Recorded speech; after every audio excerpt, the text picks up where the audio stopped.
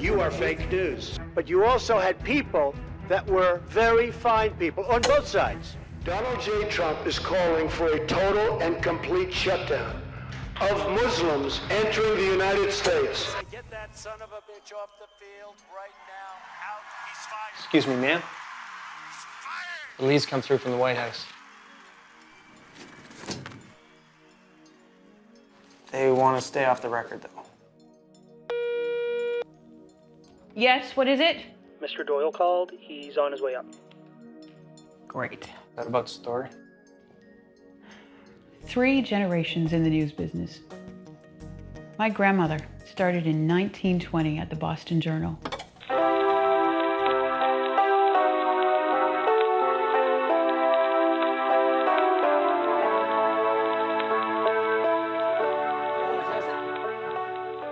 The 19th Amendment is a non-story. It will not pass. Really? You have a source in the House? I have logic. Excuse me? They're trying to get women to vote. It's not gonna pass. It's a carrot. How are you an ethics lawyer with logic like that? Look, I don't even know how I feel about it. So, let's get down to it, shall we? Ma'am? Florence, isn't it?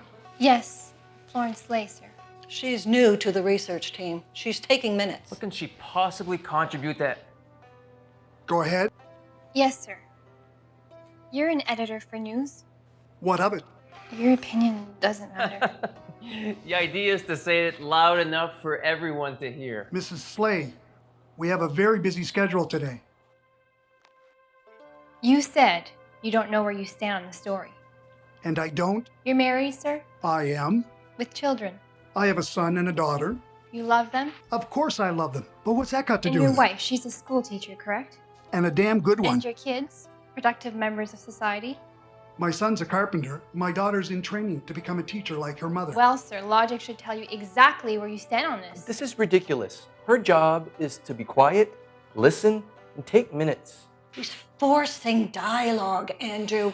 Isn't that what democracy is all about? Mrs. Slay, please get to the point as quick as possible. Yes, sir.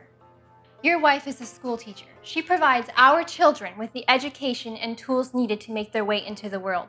Am I right? Yes, but it's her job. And your son is a carpenter, building great structures, homes. Made this desk.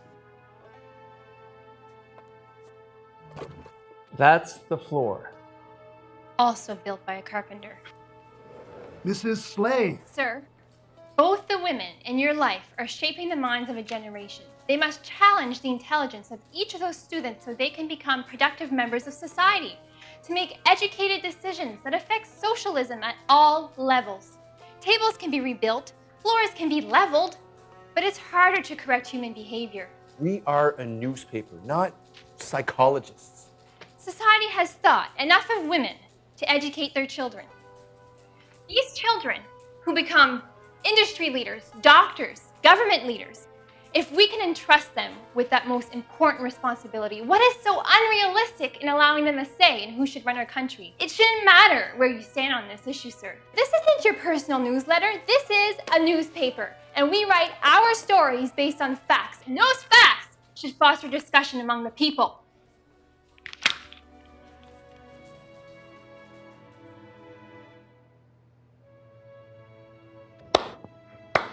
Great speech, but that changes nothing, sir. It's a non-story. Sally, get me everything on this amendment. Mrs. Slay and I are going to work on this article together. Mrs. Slay, I'd like you to stay afterwards for a moment. That'll be it for today. Thank you. Well done.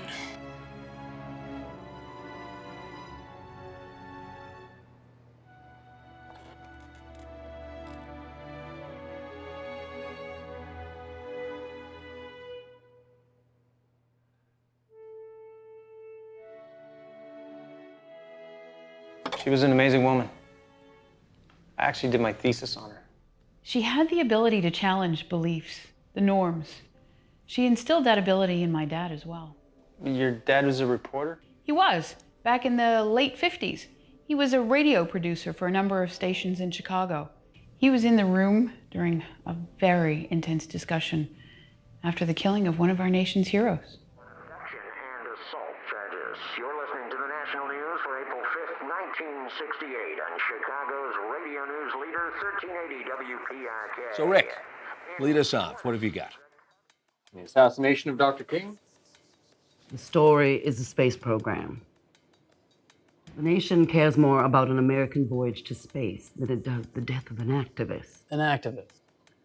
He's the voice for the civil rights movement, for goodness sakes. But do we think that's more important than man conquering space? We are barely able to leave the atmosphere. That's a long way from saying we're about to conquer space.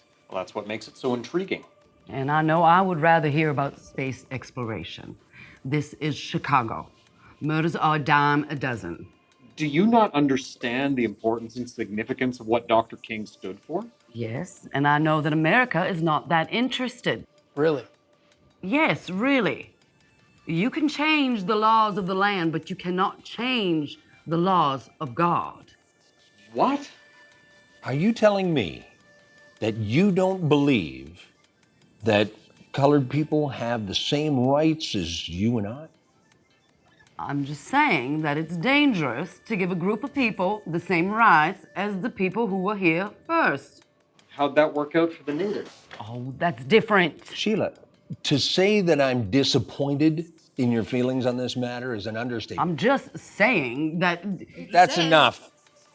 Rick, can you go find Jim and see if he'll come in here, please? Meantime, Mark, you've got a team on the riots. Make sure you cover the James Brown angle. He's appeared on TV to try to calm the nation. Also, north of the border, the Canadian Liberal Leadership Convention is tomorrow. This French kid, Pierre Trudeau, looks like he's going to win.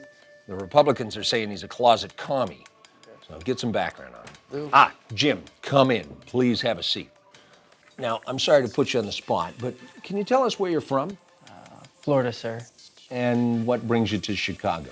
Well, I didn't really have anywhere else to go, and my Aunt Frida brought me here. It's a big country. Why here? Frida's the only family I have. What happened to your family, son? Well, they're no longer with us.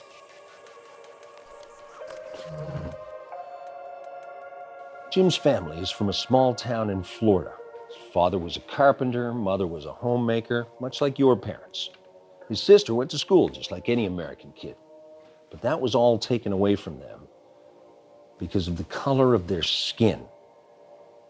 You see, Jim came home from school one day to find his entire family hanging by their necks from a tree in the front yard.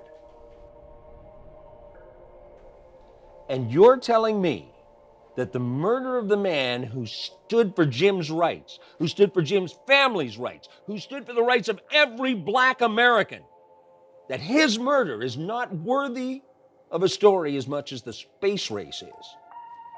John, I am just... This young man has seen horrors that, God forbid, any of us should ever have to witness. Tell us your aspirations here at the station. To deliver the news at the end of the day to all of our listeners. To deliver the news at the end of the day to all our listeners. I understand the point that you're trying to make. Where are my manners? I'm sorry, Jim. Would you like a glass of water? I would, sir. Sir.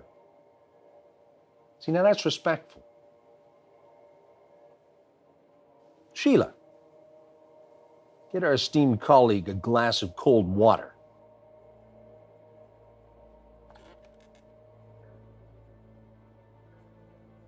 I'll get it, sir.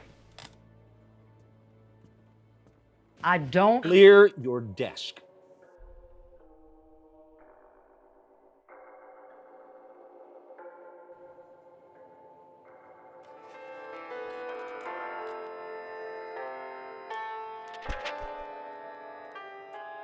Ma'am?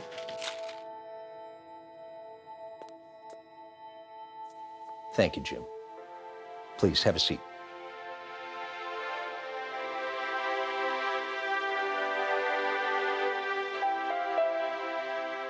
Mark, I want you to take Jim under your wing.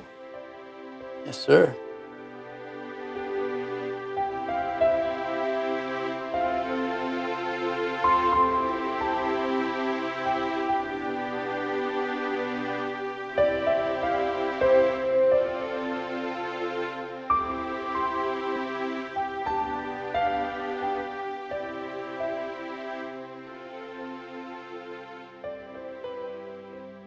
Nice to know decisions were based on morals and healthy debate.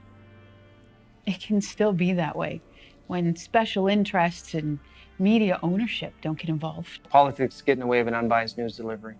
As we are about to find out. Jesus, Elizabeth. Should I go? Yes? No. Stay. What the hell is this? It's tonight's segment lineup. It's an editorial about the travel ban. Yes? In it, you state the president is breaking the law and the Constitution? When you enact something that goes against the Constitution, you are breaking the law. You're not doing this piece. Fine.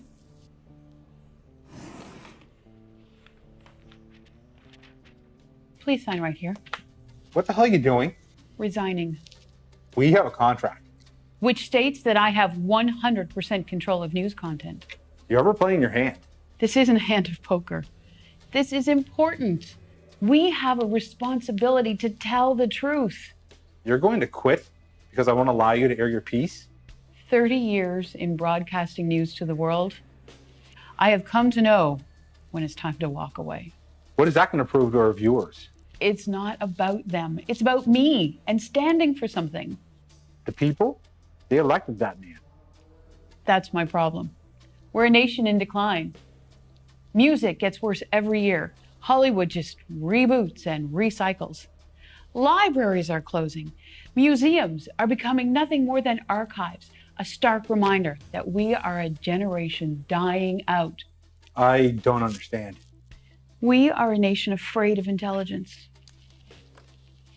Afraid of letting our kids fail, to make them get up and try again. Instead, they get rewarded just for showing up. And we walk around with our faces in our phones, tossing angry birds around and posting about every move we make. And now this. We've elected a man who thinks a religion is a threat to our safety, when more people have been killed in the name of Christianity on our soil than any other religions combined. And don't forget about the wall. His ideas and his administration are crafting a wall far more dangerous than anything he plans to build. This country is about progress, the people, the world. They look to us for guidance. From Native Americans to women's rights, to civil rights, to gay and lesbian rights, to transgender rights, to the right to choose. And all of the violence that occurs whenever a discussion comes up about people who are in any way different. Who are we to think we have the right to guide anyone? And they label us fake news. What they fail to recognize is that we are a part of the checks and balances. Progress isn't easy. As a nation, we keep going back in time to fight the same battle. What you call progression, I call regression. I won't do it anymore. At least not for you and your billable morals. I'll go home and sit on my couch on YouTube to broadcast real news to the world if that's what I have to do. With what money? And you still think it's about money.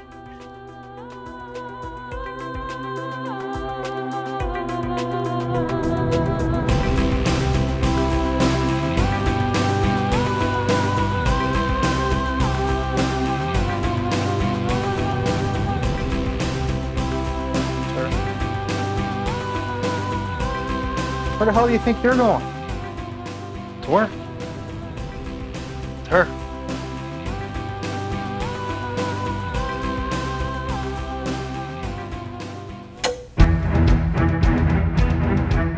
That was just fake news that way, and it's frankly disgusting the way the press is able to write whatever they want to write. And so when they make up stories like that, that's just made up. They make up the sources. There are no sources. There has to come a point at which you say somebody who makes those kinds of statements doesn't have the judgment, the temperament, the understanding to occupy the most powerful position in the world.